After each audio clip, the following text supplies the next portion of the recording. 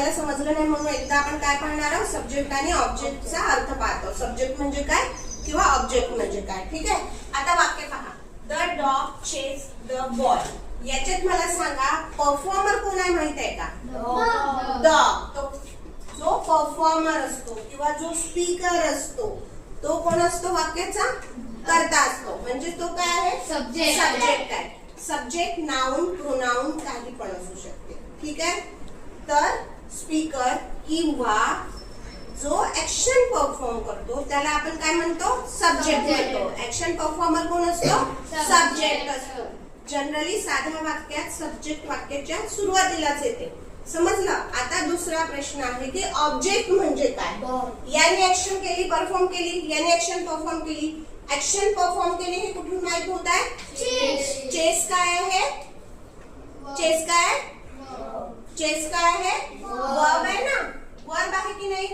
आता या वर्बने ऍक्शन केली. ती ऍक्शन कोणावर केली?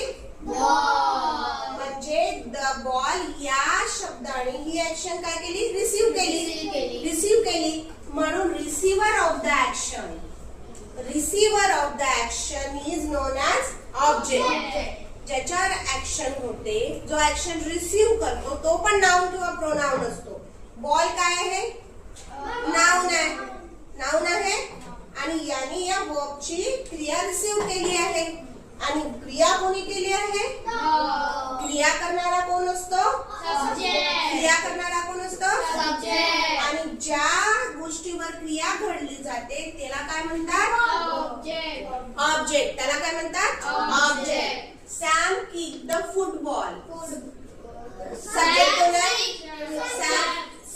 का बरं? हा काय आहे? सब्जेक्ट आहे. हा कोण आहे? परफॉर्मर आहे. हा कोण आहे? परफॉर्मर आहे. आणि ही ऍक्शन कोणावर झाली? फुटबॉल. The football. म्हणून द फुटबॉल काय झाला?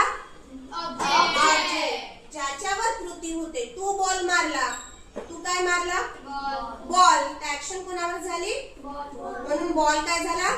ऑब्जेक्ट. समजलं तुला. आता लिली प्रिंटेड अ पिक्चर. लिलीने काय प्रिंट केलं?